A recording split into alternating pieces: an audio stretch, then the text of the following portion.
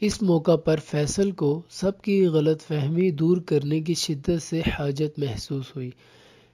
اس نے تمام اسٹوڈنٹ کو مخاطب کرتے ہوئے بتایا کہ یہ میری بہن ہے۔ اس بات کا مجھے کل ہی پتہ چلا کہ میری ایک بہن بھی ہے۔ ہماری زندگی میں ایک حادثہ ہوا جس نے ہم سے ہمارے والدین چھین لیے اور تحفے میں جدائی دی۔ خیر، جن کے مقدر میں ملنا لکھا ہو وہ کبھی بچھڑتے ہی نہیں، فقط دور ہوتے ہیں۔ فیصل کی باتیں سن کر تمام کے چہروں پر شرمندگی کے آثار دکھنے لگے۔ فیصل کی نگاہیں گلشن کی متلاشی تھی، مگر آج گلشن کالج نہ آئی تھی۔ پچھلے 4 سالوں میں آج اس کی پہلی غیر حاضری تھی۔ فیصل کے چہرے پر پریشانی کے آثار نمودار ہونے لگے۔ اسے یقین تھا کہ گلشن اس کی بہن کے لیے ضرور کوئی نہ کوئی خطرہ لانے گئی ہے۔ اعظم کی نگاہیں پری کی طرف مرکوز تھی۔ وہ من ہی من میں سوچ رہا تھا کہ اس کا حسن و جمال دیکھ کر لگتا نہیں یہ یہاں کی ہے، یہ تو پرستان کی پری لگتی ہے۔ پری تو سچ مچ میں پریوں کی رانی لگتی ہے۔ دوسری جانب کھڑا فیصل اعظم کو نوٹس کر رہا تھا۔ وہ آگے بڑھتے ہوئے مخاطب ہوا، کیوں جگر، کیا سوچ رہے ہو؟ دیکھ جانی، ہر بھائی کی خواہش ہوتی ہے کہ اس کی بہن ہمیشہ خوش رہے، اور تجھ میں وہ خوبیاں موجود ہیں جو میری بہن کے لبوں پہ تبسم لا سکیں، مگر افسوس میں تیری کسی قسم کی مدد نہیں کر سکتا۔ میں تجھے تمام تر حقائق سے آگاہ کیے دیتا ہوں۔ پھر اس نے پری سے جڑی تمام حقیقت اعظم کے سامنے کھلی کتاب کی طرح عیاں کر دی۔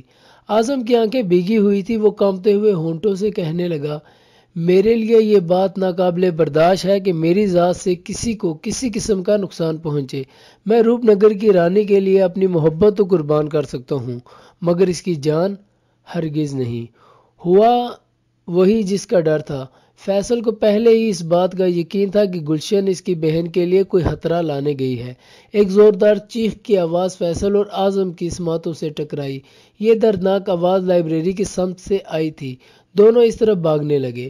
لائبریری کا دروازہ اندر سے لاک تھا، جسے ان دونوں نے مل کر توڑ دیا۔ سامنے کا منظر فیصل کے لیے ناقابل دید تھا۔ کسی کے لیے گڑھا کھودا جائے تو اکثر کھودنے والا ہی اس میں گر جاتا ہے۔ سامنے گلشن بری طرح تڑپتے ہوئے چیخو پکار کر رہی تھی، جبکہ ایک کونے میں بیٹھی پریشے فاطمہ سہمی سہمی لگ رہی تھی۔ اس بند کمرے میں کیا ہوا؟ اس بات سے ابھی وہ دونوں انجان تھے۔ اب بھی یہ وقت بھی نہ تھا کچھ جاننے کا۔ فیصل نے اپنی نگاہیں گلشن سے ہٹاتے ہوئے پری کی جانب کی اور پھر دھیمے لہجے میں کہنے لگا، ہماری مدد کیجیے، اس کو ہاسپٹل لے چلتے ہیں۔ گلشن رانی کے جسم پر تیزاب گر گیا تھا۔ گلشن کو ہاسپٹل پہنچایا گیا۔ پری ابھی صدمے کا شکار تھی۔ اس کی زبان کو قفل سا لگ چکا تھا۔ بند کمرے میں کیا ہوا یہ جاننے کے لیے فیصل بےتاب تھا، مگر پری کی حالت دیکھنے کے بعد اس نے یہ پوچھنا مناسب نہ سمجھا۔ کچھ دیر بعد ڈاکٹرز کی ٹیم آئی اور کہنے لگی، گلشن خطرے سے باہر ہے، مگر یہ پولیس کیس ہے۔ آخر اس پر تیزاب کس نے گرایا؟ دوسری جانب پری بالکل خاموش تھی۔ اب کی بار اعظم قریب آیا اور کہنے لگا، ڈاکٹر صاحب، میں پری سے محبت کرتا ہوں۔ گلشن اس پر تیزاب گرانا چاہتی تھی، تبھی میں نے۔ ابھی اعظم کی بات مکمل نہ ہوئی تھی کہ پری بول اٹھی، جب گلشن کو ہوش آیا تو آپ اسی سے ہی پوچھ لیجئے گا۔ فیصل گلشن کے پاس بیٹھا تھا۔ گلشن نے اپنی آنکھیں کھولی، وہ بری طرح سے جھلس گئی تھی۔ فیصل کی آنکھ سے نکلا آنسو گلشن کے رخسار پر آ گرا تو فیصل کہنے لگا، آنکھ سے نکل کر رخسار پر آ گرا محسن، آج ایک آنسو میرے صبر کی توہین کر گیا۔ گلشن مشکل سے مسکراتے ہوئے بولی، فیصل اس حالت میں بھی تمہیں شاعری یاد آ گئی؟ سنو، میری جو حالت ہے اس کی ذمہ دار میں خود ہوں، تمہاری بہن نہیں۔ اس کو کچھ مت کرنا۔ فیصل گلشن سے کہنے لگا، کچھ مت بولو، تم خاموش ہی رہو، اب میں بولتا ہوں۔ میری بہن نے ہمیشہ تمہیں اول لانے کی کوشش کی، مگر تمہاری قسمت میں اول آنا لکھا ہی نہ تھا۔ گلشن ندامت بھری نگاہوں سے فیصل کو دیکھتے ہوئے بولی، سنو، آگے بڑھنے کی خواہش ہونا بری بات نہیں، مگر آگے بڑھنے کی خواہش کو انا بنا لینا غلط ہے، بہت غلط ہے۔ میٹرک سے FSC تک میں نے بورڈ میں اول پوزیشن حاصل کی۔ مجھے اس بات کا غرور تھا۔ میرا غرور توڑنے والی پریشے فاطمہ جب اول آئی تو میں نے پہلے سے بھی زیادہ محنت کی، مگر ہر بار میں اول نہ آ سکی۔ جانتے ہو کیوں؟ کیونکہ میری نیت میں فطور تھا۔ میں ایک اچھی ڈاکٹر بننے کی غرض سے اول نہ آنا چاہتی تھی، بلکہ پری کو ہرانے کے لیے اس قدر محنت کر رہی تھی۔ میرا ارادہ پری کو کبھی بھی قتل کرنے کا نہیں تھا۔ پانچواں اور آخری سال میرے لیے انتہائی اہمیت کا حامل تھا۔ اس سال میں ہر قیمت پر پری کو ہرانا چاہتی تھی۔ کل کالج سے چھٹی کر کے سارا دن میں پلاننگ ہی کرتی رہی۔ پھر میرے مائنڈ میں آیا کیوں نہ پری کی آنکھوں پر تیزاب پھینک دیا جائے، اس طرح وہ پڑھائی پر خاص دھیان نہ دے پائے گی۔ جب میں نے پری پر تیزاب پھینکنے کے ارادہ سے بوتل کا ڈھکن کھولا تو مجھے ایک آواز سنائی دی۔ پھر اس بوتل میں موجود تیزاب میری بازو اور ٹانگ میں گر گیا۔ جانتے ہو وہ آواز کیا تھی؟ ہماری رانی کو نقصان پہنچانے کی کوشش کبھی مت کرنا۔ بس اس آواز کے بعد لائبریری کی 4 دیواری میں میری آواز گونجنے لگی۔ آخر کون ہے پری؟ آخر راز کیا ہے؟ پچھلے 10 سالوں میں تمہیں جانتی ہوں۔ ان 10 سالوں میں تمہاری کوئی بہن نہ تھی۔ پری بھی تو پچھلے 4 سالوں سے اسی کالج میں پڑھ رہی ہے۔ پھر اچانک یہ تمہاری بہن کیسے بن گئی؟ سچ بتاؤ مجھے فیصل، پری کوئی معمولی لڑکی نہیں، ضرور کچھ چھپایا ہے تم نے۔ فیصل سوچ میں ڈوب گیا۔ گلشن کو راز بتایا جائے یا نہیں، وہ اٹھ کر باہر چلا گیا اور ساری بات سے پری کو آگاہ کیا تو پری اندر آ گئی۔ پھر گلشن سے مخاطب ہوئی، سنو گلشن، میں روپ نگر کی رانی ہوں، تم صحیح سوچ رہی ہو، میں کوئی معمولی انسان نہیں، مجھ پر وار کرنے والا زندہ نہیں بچتا، تم خوش قسمت ہو جو بچ گئی، آئندہ کبھی مجھ پر حملہ کرنے کی کوشش مت کرنا، وگرنہ نقصان کی ذمہ دار تم خود ہوگی۔ میری خواہش تمہیں بابی بنانے کی ہے، مجھے امید ہے تم میری خواہش کے خلاف نہیں چلو گی۔ پری وہاں سے نکل گئی۔ آج برسوں بعد پری روپ نگر جا رہی تھی۔ آج کا منظر پری کی نگاہوں سے اوجھل ہونے کا نام ہی نہ لے رہا تھا۔ وہ روپ نگر کے راز کو جاننے کے لیے مضطرب تھی۔ روپ نگر کی حدود میں قدم رکھتے ہی اس کا استقبال کیا جانے لگا۔ ہم اپنی روپ نگر کی رانی کو خوش آمدید کہتی ہیں۔ استقبال کرنے والی کہیں نظر نہ آ رہی تھی، فقط آوازیں ہی آ رہی تھی۔ وہ آخر محل پہنچ گئی۔ وہاں کی عورتیں گویا اس کی منتظر تھی۔ خوش آمدید رانی جی۔ رانی ماں کہہ رہی تھی جب ہماری بیٹی ڈاکٹر بن کر آئے گی۔ رانی ماں کہہ رہی تھی ہماری بیٹی ڈاکٹر بن کر ہی اس محل میں آئے گی۔ آپ ڈاکٹر بن گئی نا؟ پری ان کی طرف متوجہ ہوتے ہوئے بولی، مجھے ڈاکٹر بننے میں مزید 1 سال درکار ہے۔ مجھے ماں کی یاد آ رہی تھی تبھی میں یہاں چلی آئی، مجھے کچھ دیر آرام کرنا ہے۔ یہ کہتے ہوئے پری ماں کے کمرے میں چلی گئی۔ پری ذہنی طور پر اپ سیٹ تھی، تبھی ماں کے کمرے میں داخل ہوتے ہی سو گئی۔ کچھ دیر بعد دروازے پر دستک ہوئی جس سے پری کی آنکھ کھل گئی۔ پری نے اٹھ کر دروازہ کھولا تو اس کے سامنے 5 بڑی عمر کی عورتیں تھیں۔ ان میں سے ایک کہنے لگی، رانی جی چلیے ہمارے ساتھ۔ پری ان کے ساتھ جانے لگی۔ وہ عورتیں پری کو ایک بہت بڑے ہال میں لے آئی جہاں بہت سی بڑی چھوٹی عمر کی عورتیں موجود تھیں۔ سبھی نے پرجوش انداز سے پری کا استقبال کیا۔ پھر پری کو ایک سونے کی کرسی میں بٹھایا گیا۔ ایک 85 سالہ بزرگ عورت آگے بڑھی اور پھر پری کے سر پر تاج رکھنے کے بعد بولی، رانی صاحبہ یہ لیجئے کتاب، اس میں روپ نگر کے قوانین درج ہیں۔ یہ کتاب رانی اپنی پوری رعایا کو پڑھ کر سناتی ہے۔ اس سے پہلے آپ کی ماں رانی تھی، انہوں نے بھی اپنے فرائض بخوبی انجام دیے۔ ہم سب کو آپ سے بھی یہی توقعات ہیں۔ پری نے کتاب کھولی۔ وہ کتاب خون سے لکھی ہوئی لگ رہی تھی۔ پری کتاب پڑھنے لگی، ہم اس روپ نگر کی رانی پریش فاطمہ ہمیشہ روپ نگر کے قوانین کے عین مطابق فیصلہ کریں گی اور اس پر اپنی زندگی بسر کریں گی۔ قانون نمبر 1، اس روپ نگر کی حدود میں کبھی کوئی مرد داخل نہیں ہو سکتا، البتہ 7 سال کی عمر تک کا بچہ رہ سکتا ہے۔ قانون نمبر 2، روپ نگر کی کوئی عورت اگر شادی کرتی ہے تو اس کے لیے روپ نگر کی اختتامی حدود سے 10 کلومیٹر تک اپنے خاوند کے ساتھ جانے کی اجازت ہوگی۔ اگر اس کی حد 10 کلومیٹر سے تجاوز کر گئی تو اس کی ٹانگیں توڑ کر جنگل میں تنہا چھوڑ دیا جائے گا، چاہے وہ روپ نگر کی رانی ہی کیوں نہ ہو۔ قانون نمبر 3، روپ نگر کی کوئی بھی لڑکی، عورت یا رانی کسی مرد سے محبت کرے گی تو اس کو سزائے موت دی جائے گی۔ قانون نمبر 4، روپ نگر کی کوئی بھی عورت اگر محل کے مشرق کی جانب 200 کلومیٹر سے زیادہ سفر کرتی ہے تو اس کو 25 سال تک قید کر دیا جائے گا۔ قانون نمبر 5، اگر روپ نگر کی رانی یا کوئی دوسری عورت قانون پر عمل نہ کرے تو اس کے پورے خاندان کو مار دیا جائے اور ان کی لاشوں کو روپ نگر کی حدود سے باہر پھینک دیا جائے۔ البتہ روپ نگر کی رانی روپ نگر کی بہتری کے لیے کوئی بھی فیصلہ لے سکتی ہے، شرط یہ کہ اس بہتری سے روپ نگر کا فقط ایک ہی قانون مجروح ہو۔ پری پھر سے ماں کے کمرے میں آ گئی اور دل ہی دل میں سوچنے لگی، یہ کیسا عہدہ ہے جس میں رانی اپنی مرضی سے کوئی فیصلہ نہیں کر سکتی۔ پھر اچانک سے اسے یاد آیا، ماں نے مجھے روپ نگر سے باہر بھیج دیا تھا، اس سے روپ نگر کا ایک ہی قانون مجروح ہوا تھا نا۔ اس طرح میں اپنے بھائی اور اعظم کو یہاں بلوا لیتی ہوں، اس سے بھی ایک ہی قانون مجروح ہوگا۔ مشرق کی جانب کوئی عورت تو نہیں جا سکتی مگر مرد تو جا سکتا ہے۔ وہ من ہی من میں کہکا لگا کر ہنسنے لگی۔ پھر اس نے اپنے بھائی فیصل کو کال کر کے ساری صورتحال سے آگاہ کرنے کے بعد روپ نگر کا راستہ سمجھاتے ہوئے کل آنے کو کہا۔ پری کمرے سے باہر آئی اور کرسی پر بیٹھ گئی۔ اس کے کرسی پر بیٹھنے کی دیر تھی کہ تمام عورتیں اس کے سامنے حاضر ہو گئی۔ پری ان سب سے مخاطب ہوئی، روپ نگر کی در و دیوار بہت پرانی لگنے لگی ہیں، ہم نے پینٹنگ کروانے کا فیصلہ کیا ہے تاکہ روپ نگر کا روپ نظر آئے۔ اس فعل کے انجام کے لیے کل شہر سے 2 نوجوان آئیں گے، سب نے ان کا اچھے سے استقبال کرنا ہے۔ وہ اس روپ نگر کو چمکا دیں گے، وہ ہمیں پینٹنگ کرنے کا طریقہ بھی سمجھائیں گے تاکہ مستقبل میں ہمیں پھر کبھی کسی مرد کو روپ نگر میں نہ لانا پڑے۔ ان کے ساتھ کسی نے بدتمیزی نہیں کرنی، یہ ہمارا حکم ہے۔ یہ کہنے کے بعد پری پھر سے ماں کے کمرے میں چلی گئی۔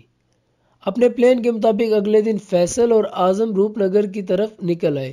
اعظم ابھی اس بات سے انجان ہے کہ وہ کہاں جا رہے ہیں۔ فیصل اسے کہتا ہے تمہارے لیے سرپرائز ہے۔ فیصل سوچتا ہے کہ روپ نگر جا کر ہی اعظم کو سب کچھ بتائے گا۔ روپ نگر کی حدود سے کچھ فاصلہ پر انہیں ایک بوڑھی عورت بیٹھی نظر آئی، جس نے ان سے عاجزانہ انداز سے کہا، بیٹا کچھ کھانے کے لیے ہے تو دے دو۔ اعظم نے آگے بڑھتے ہوئے کھانا دیا۔ بوڑھی نے ان دونوں کو بیٹھنے کا اشارہ کرتے ہوئے کھانا شروع کیا۔ کھانا کھانے کے بعد وہ عورت ہلکی سی تبسم لبوں پہ سجائے بولی، بیٹا جانتے ہو آج 100 سالوں بعد کوئی مرد روپ نگر کی حدود میں داخل ہونے جا رہا ہے۔ اعظم کو بوڑھی کی اس بات پر تعجب ہونے لگا، جبکہ فیصل حالت تجسس میں کہنے لگا، اماں جی کیا آپ روپ نگر کے راز سے آشنا ہیں؟ بوڑھی عورت آہستگی سے بولی، بیٹا آہستہ آواز میں بات کرو، کہتے ہیں کہ دیواروں کے بھی کان ہوا کرتے ہیں۔ سنو بیٹا، روپ نگر کی داستان۔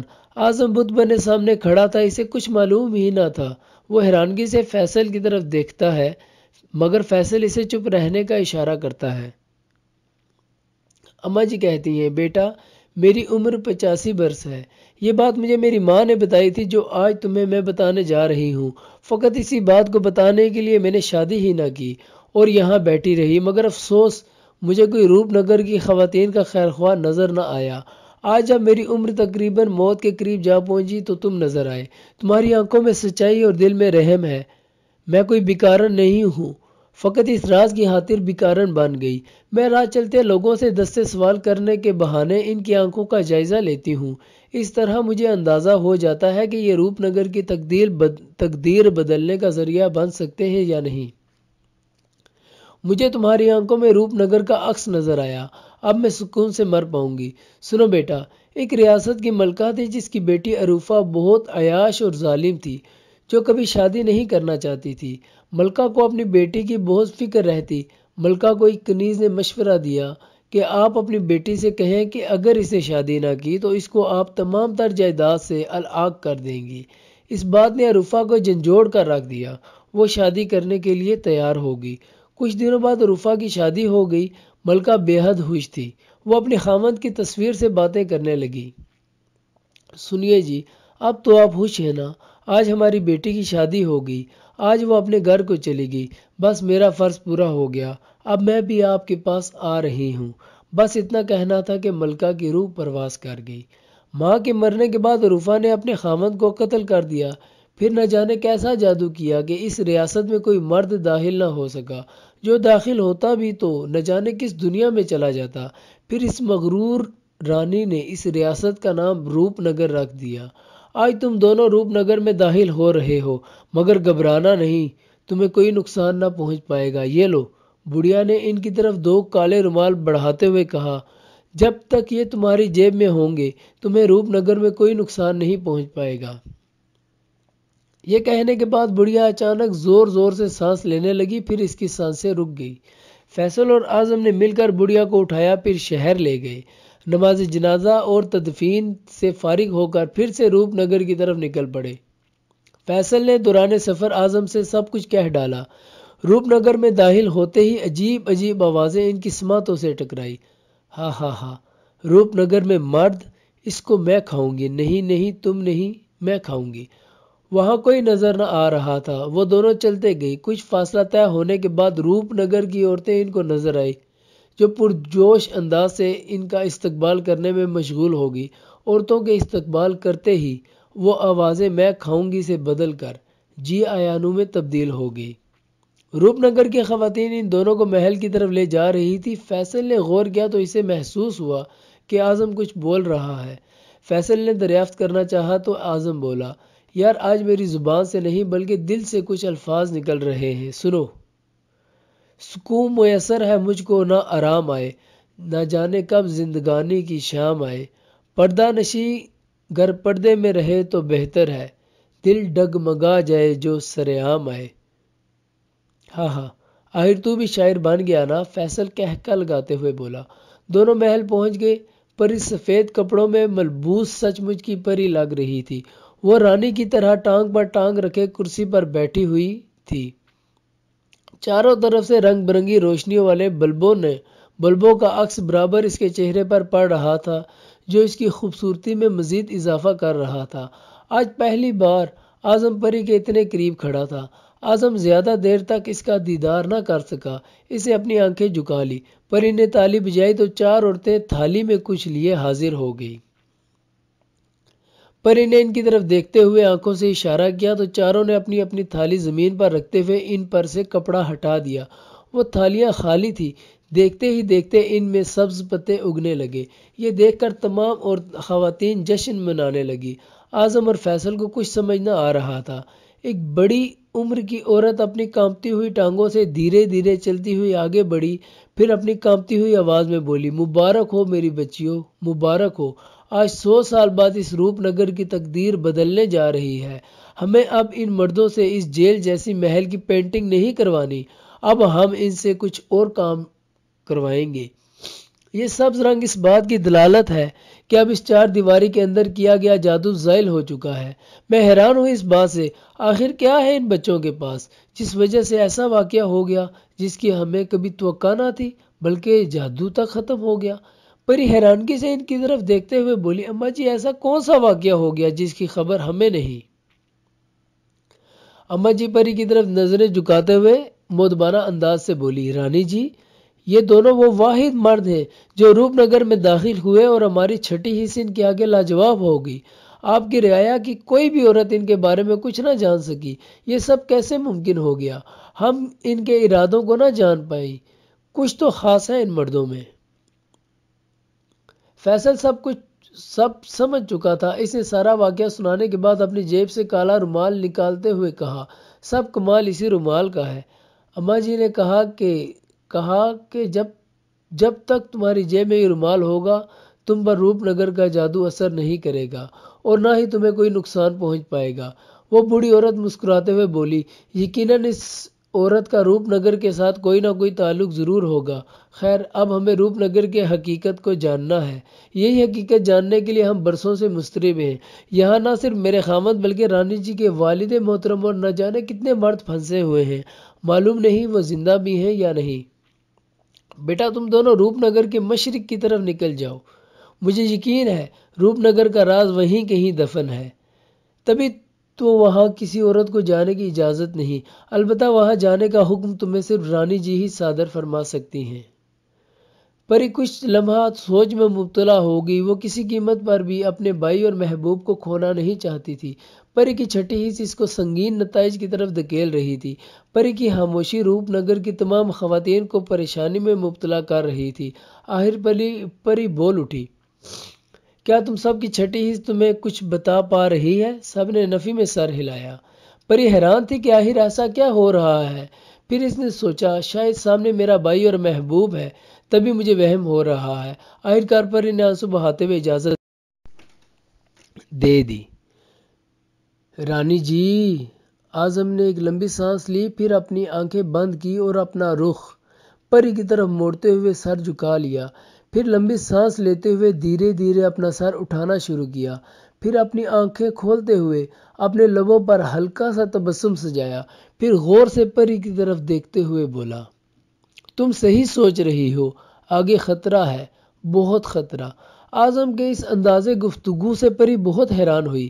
آج پہلی بار پری کے سامنے اعظم بولا تھا، مگر آفٹر آل پری ایک رانی تھی اور رانی سے یہ انداز گفتگو رانی کی شان میں گستاخی کے مترادف تھا۔ پری سوچ میں مبتلا تھی کہ اعظم نے اپنی گفتگو کا سلسلہ پھر سے شروع کیا۔ کیوں پری، حیران ہو رہی ہو؟ تم یہی سوچ رہی ہو نا کہ ایک عام انسان روپ نگر کی رانی سے بدتمیزی اور تلخ لہجے میں کیسے بات کر رہا ہے، جبکہ وہ اس بات سے باخبر ہے کہ رانی کا ایک حکم اور سر تن سے جدا۔ پری، تم کچھ نہیں جانتی میرے بارے میں کون ہوں، کہاں سے آیا ہوں، میرا روپ نگر آنے کا مقصد کیا ہے۔ یہ بات تمہارا بھائی بھی نہیں جانتا۔ پھر بلند آواز میں بولا، میں سلطان نگر کا راجہ ہوں۔ یہ سن کر روپ نگر کی تمام خواتین خوف میں مبتلا ہو گئی، جبکہ پری اور فیصل تعجب بھری نگاہوں سے اعظم کو دیکھنے لگے۔ اعظم نے درد بھری آہ لی اور مزید بولا، نہ، تم سب کو ڈرنے کی ضرورت نہیں۔ ہم یہاں کسی کو نقصان پہنچانے ہرگز نہیں آئے۔ ہم کسی کی غلطی کی سزا کبھی کسی اور کو دینے کا اختیار نہیں رکھتے۔ ہم تو یہاں دوستی کا ہاتھ بڑھانے آئے ہیں، 100 سال پرانی دشمنی کو دوستی میں بدلنے آئے ہیں۔ ہماری چھٹی حس کی طاقت تم سب خواتین سے بہت زیادہ ہے۔ اس چار دیواری کے اندر موجود جادو کو ہم نے ہی ختم کیا، اور تمہاری چھٹی حس کو بیکار کرنے والے بھی ہم ہی ہیں۔ ہمارے پاس موجود رومال کا اثر تو ہمارے روپ نگر کے اندر داخل ہونے سے پہلے ہی زائل ہو چکا تھا۔ باہر بیٹھی عورت ہماری خیر خواہ نہیں تھی، وہی ہے اس روپ نگر کی اصل رانی۔ اس کا مرنا، اس کی تدفین کرنا سب نظر کا دھوکہ تھا۔ سلطان نگر اور روپ نگر کی دوستی کی خواہشمند پری کی ماں تھی، پہلا قدم انہوں نے ہی اٹھایا، تبھی ان کو مار دیا گیا۔ پری حیرانگی سے اعظم کی طرف دیکھتے ہوئے بولی، اعظم آپ کیا کہہ رہے ہیں؟ ماما نے تو میری گود میں سر رکھتے ہوئے دم توڑا، وہ تو بیماری اور شدید درد کی تاب نہ لاتے ہوئے فوت ہوئی تھی۔ اعظم شدید غم و غصہ کی کیفیت میں بلند آواز میں بولا، نہیں، تم کچھ نہیں جانتی، ہم تمہیں اس حقیقت سے آگاہ کرتے ہیں، ہماری ماں جیسی رانی کو شدید بے دردی سے ہماری نگاہوں کے سامنے مارا گیا۔ اپنے دل پر پتھر رکھ کر سنو، ہم نے اندر آتے ہوئے فیصل سے ایک شعر کہا تھا جس کا مصرع تھا، پردہ نشیں گر پردے میں رہے تو بہتر ہے۔ فیصل ہماری گفتگو کو شاعری سمجھ بیٹھا۔ در حقیقت پردہ نشیں ہم نے رانی ماں کو بولا تھا۔ سکون میسر ہے نہ آرام آئے، نہ جانے کب زندگانی کی شام آئے۔ پری تم ہماری بچپن کی منگیتر ہو، ہم دونوں کی زندگی کا کوئی بھروسہ نہیں۔ ہاں ایک دن مرنا سب کو ہے، مگر ہمیں اپنے جینے کی امید بھی تو ہوتی ہے نا۔ لیکن ہمارے جینے کی کوئی امید نہیں، ہمارا مرنا طے ہے۔ روپ نگر اور سلطان نگر کے تختوں کا اختتام ہماری موت سے ہوگا۔